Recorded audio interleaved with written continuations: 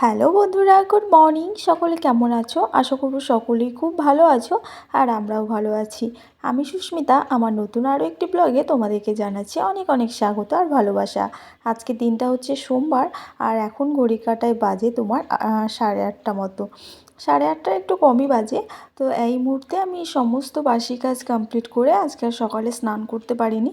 বাসি নাইটিটা ছেড়ে চলে এসেছি সোজা রান্নাঘরে, কারণ মেয়ের শরীর খারাপের জন্য এখন বেশ কটা দিনই ঘুম থেকে লেট করে উঠছি, যার কারণে সকালে স্নান আর পুজো করার সময় পাচ্ছি না।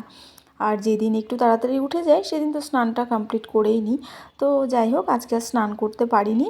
তো এখন এই যে রান্নাঘরে এসে প্রথমে ভাত বসিয়েছি একদিকে, আর একদিকে দুধটা গরম হতে বসিয়ে এখানে এই যে তরকারিটা কেটে নিচ্ছি। সকালবেলায় তাড়াহুড়ো করে রান্নাটা করতে হয়, কারণ আজকে তো লেট হয়ে গেছে, 8:20 মতো বেজেই গেছে।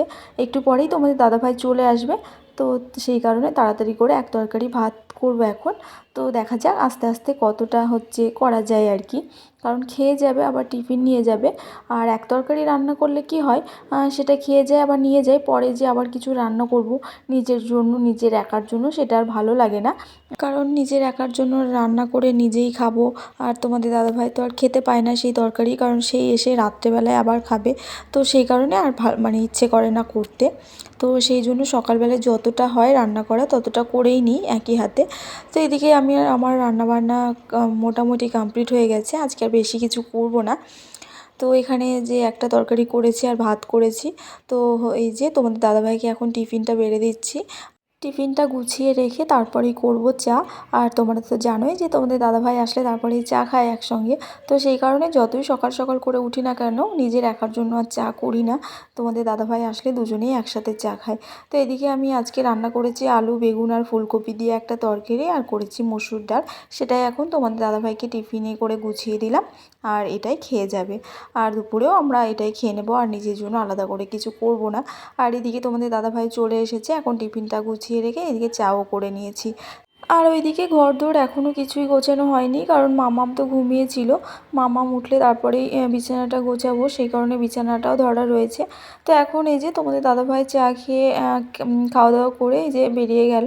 আর আমি এইদিকে মামামের স্নানের জলটা আর দুপুরবেলায় খাওয়ার জলটা রোদে রেখে দিলাম। এটা রোদেই গরম হয়ে যাবে, আর এই জল দিয়ে মামামকে স্নান করিয়ে দেবো।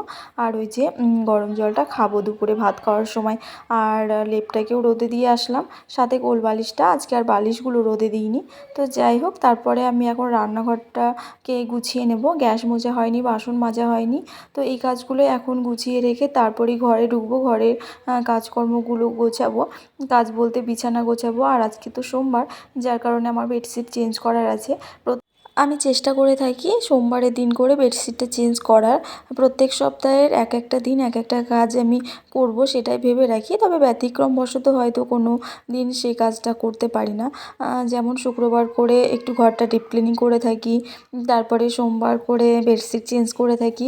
মানে আমি আমার মতো করে আর কি রুটিন সাজিয়ে নিজের কাজকর্মগুলোকে করে থাকি। সেক্ষেত্রে আমার কাজগুলোকে করতেও সুবিধা হয়, আর ঘরদোর বা যে কোনো জিনিসপত্র গোছানো থাকে এবং পরিষ্কার পরিচ্ছন্ন করে থাকে। তো প্রত্যেকেই প্রত্যেকের মতো রুটিন বা নিয়ম সাজিয়ে কাজ করে থাকে। আমি আমার এই নিয়মগুলোকে ফলো করেই কাজ করে থাকি, মানে রুটিনগুলো আর কি। তো যাই হোক, এদিকে আজকে সবটাই চেঞ্জ করেছি, কুশান কাভার থেকে, পিলো কাভার থেকে সবটা, শুধু কোল বালিশের কাভারটা চেঞ্জ করিনি, ওটা দুদিন আগেই চেঞ্জ করেছিলাম, তো সেই কারণে। তো যাই হোক, আজকে আর কোল বালিশের কাভারটা আমি হচ্ছে চেঞ্জ করব না। তারপরে ঘরটাকে সুন্দর করে একেবারে ঝেড়ে, ঘর যতক্ষণ না এই বিছানা গোছানো আর ঘর ঝাড়া কাজটা না হয় না, মানে মনে হয় না যে কোনো কাজ হয়েছে। যদিও সকালবেলায় ঘুম থেকে উঠেই প্রথমে ঘর ঝাড়া আর মোছা, এই কাজটা তো করতেই হয় আমাকে, বাসি কাজের মধ্যেই পড়ে সেটা। তারপরেও এই যে দুপুরবেলায় এই যে স্নানের আগে হচ্ছে তোমার ঘর ঝাড় দেওয়া, ঘরটাকে গোছানো, এটা তো প্রত্যেক দিনের রুটিনের মধ্যে থাকেই।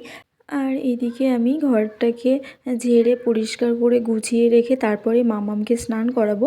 আর আজকে সমস্ত কাজ আমার বলতে পারো 11:30টার মধ্যে কমপ্লিট হয়ে গেছে, যার কারণে মামামকে তো এখন একটু তাড়াতাড়ি করে স্নান করাচ্ছি। যেখানে আগে 12:30 করে স্নান করাতাম, সেখানে এখন তোমার 11:30 12টার মধ্যে স্নানটা করিয়ে দিচ্ছি, কারণ ওর তো প্রচণ্ড পরিমাণে ঠান্ডা লেগেছে, যার কারণে ওকে তাড়াতাড়ি স্নান করানোর চেষ্টা করে থাকি। স্নান করিয়ে খাইয়ে আবার টাইমলি ওষুধ খাওয়ানোর থাকে। তো তো সেই জন্যই আর কি। তো বন্ধুরা অনেকটা সময় পর আমি আর মামাম এসেছি আমার দিদার বাড়ি। তো দিদার বাড়ি এসে আধা ঘন্টা বসার পর এখন আমরা বেরিয়েছি মাঠে। আর ওই যে আমার দিদার বাড়ি দেখা যাচ্ছে, আর দিদার বাড়ির পেছনে প্রচুর পরিমাণে দেখো কত ক্ষেত, আর চারিদিকটা দেখতে কতটা সুন্দর লাগছে। এখন তো সর্ষের টাইম, তো চারিদিকে সর্ষে ফুলে ভর্তি, কি দারুণ লাগছে দেখতে। আর এই যে আমার মামার মেয়েরা ওরা সব রিলস বানাচ্ছে, শর্ট মানে ভিডিও ইনস্টাগ্রামে। তো যাই হোক, মাঠ বেড়ানোর পরে এখন এই যে মামি আলুর দম আর লুচি করেছে, তো সেটা এখন খাবো। খেয়ে হচ্ছে বাড়ি বেরোবো, 5টা বেজে গেছে। ওইদিকে তোমাদের দাদাভাই আবার চলে আসবে, তো আমি চলেই আসছিলাম। তো মামি আবার না খাইয়ে ছাড়বে না, প্রায় অনেক দিন পর গেলাম। তো বাড়ি এসে আস্তে আস্তে মামাম ঘুমিয়ে পড়েছে, তো ওই যে দেখো ওকে ঘুমিয়ে দিয়েছি। আর আমি আর তোমাদের দাদাভাই মিলে এখন এই যে সন্ধ্যার চাটা খেয়ে নিয়েছি। তো তোমাদের দাদাভাই তো বসেই ছিল বাইরে, আমার আবার আসতে একটুখানি লেটই হয়ে গেছিলো। তোমাদের দাদাভাই এসে বসেছিল। তো যাই হোক, কি আর করা যাবে। তো এখন এই যে চা খেয়ে তারপরে রাত্রে আর কিছু রান্না বান্না করব না, কারণ আমরা তো খেয়েই আসলাম। আর তোমাদের দাদাভাইয়ের জন্য দুপুরে ভাত আছে, সকালে যা রান্না করেছে সেটাই থেকে গেছে। তো যাই হোক, ওটাই খেয়ে চলে যাবে বললো। আজকে থাকার কিছু করতে হবে না, খাবার নিয়ে যাব না, যেটা আছে সেটাই খেয়ে যাব। আর দুপুরবেলায় যে জামাকাপড়গুলো কেচেছিলাম শুকিয়েছিল, ভাঁজ করে এনে চেয়ারে রেখেই চলে গেছিলাম। তো এখন জায়গার জিনিস আর কি জায়গায় রেখে দেবো। বিছানার চাদর, বালিশের কভার সবগুলোই শুকিয়ে গেছিলো, তো সবটাই তুলে এনে ভাঁজ করে রেখেছি, বাট জায়গায় রাখিনি, ইচ্ছে করে রাখিনি, ভাবলাম যে এসেই করব। যাই হোক, আমরা গেছিলাম তোমার 2টোর দিকে বেরিয়েছিলাম বাড়ি থেকে, কারণ আমাদের দিদাবাড়ি এই তো কাছেই যাবো, আর একটু থেকেই চলে আসবো, তো সেই জন্য। তো এই যে দেখো এখন শোকেসে এই যে বিছানার চাদরটা রেখে দেবো, আর জামা কাপড়, পরার জামা কাপড়গুলো যেখানে রাখি সেখানে। আর শোকেসের এই জায়গাটায় আমার সব বিছানার চাদরগুলো থাকে, বালিশের কভারগুলোও থাকে এই নিচের থাকটায়, আর উপরের থাকটায় থাকে সমস্ত মানে ব্যাগ আর কি। তো যাই হোক, শোকেসে এইসবগুলোই রাখি, শোকেসে সেইভাবে জামা কাপড় রাখাই হয় না। আর এই র্যাকটাতে তোমাদের দাদা ভাইয়ের আর আমার হচ্ছে পরার জামা কাপড়গুলো রাখি আর কি, ডেলি যেগুলো পরি, তো সেটাই। আর পাশের ওয়ারড্রপটাই, সেটাতে মামামের ডেলি পরার জামা কাপড়গুলো থাকে। তো চলো, আসার পথে কিছু মুদিখানা টুকিটাকি বাজার করেছিলাম, বিস্কুট, ম্যাগি, ধূপকাঠি এগুলো। আর এই বালতিটা নিয়ে এসেছি, যেটা তোমাদেরকে দেখানোই হয়নি। তো এই বালতিটা প্রায় অন্যান্য দোকানে না 110-20 টাকা করে নেয়, বাট আমি 60 টাকায় পেলাম। ছোট এরকমটা খুঁজি কিন্তু পাই না। তো যাই হোক, সব মিলিয়ে আজকে ব্লগটা তোমাদের কেমন লাগলো অবশ্যই জানিও। চ্যানেলে নতুন হলে সাবস্ক্রাইব করে পাশে থেকো। দেখা হচ্ছে পরের ব্লগে, টাটা।